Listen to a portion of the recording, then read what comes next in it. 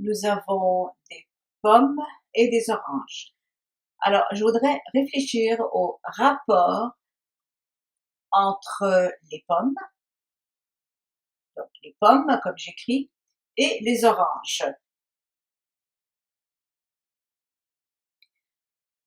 Pour expliquer un peu ce dont on parle, le rapport nous donnera la relation entre les quantités de deux choses différentes. Il y a donc deux différentes façons de préciser la chose. On peut soit compter le nombre de pommes, 1, 2, 3, 4, 5, 6, on a donc 6 pommes, et donc le rapport sera de 6 à, et là on compte les oranges, 1, 2, 3, 4, 5, 6, 7, 8, 9. Alors, 6 pommes à 9 oranges. Donc, le rapport entre pommes et oranges est 6 à 9. On peut prendre différentes notes, on peut l'écrire de cette façon-ci. 6, 2 points, donc ça se lit encore 6 à 9. Mais on n'a pas besoin de se satisfaire de ça. Parce qu'une façon de voir les rapports, surtout si on pense aux pommes et aux oranges, c'est combien de pommes a-t-on pour un certain nombre d'oranges. Quand on voit ça, de cette façon-là, on peut réduire les chiffres, comme vous aurez sûrement déjà pensé. Alors, le 6 et le 9 se divisent par 3.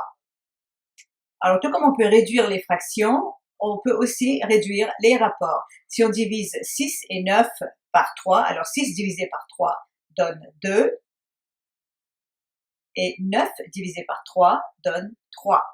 Alors, on peut aussi dire que le rapport de pommes et des oranges est de 2 à 3. Ou encore 2, 2 points, 3. Donc 2 à 3. Est-ce que ça vous semble logique? Ben, on a divisé chacun de ces groupes en 3. Alors une façon de voir ça, c'est si on divise tous au total en 3 groupes, alors voici le premier groupe, maintenant on a 2 groupes, et là on a 3 groupes égaux. Et quand on fait ça, on voit que dans chacun de ces groupes, pour chaque 2 pommes, on a 3 oranges. 2 pommes, 3 oranges, 2 pommes, 3 oranges. Alors encore une fois, le rapport de pommes à oranges, c'est pour 2 pommes, on a 3 oranges. On peut voir les choses aussi à l'inverse. On peut se demander quel est le rapport donc d'oranges entre les oranges et les pommes. Alors, le rapport entre orange et pomme. Et là, on inverse les chiffres. Le rapport de pomme à orange. Alors ici, on avait dit de pomme à orange, qui est 6 à 9, ou 2 à 3, si on les réduit.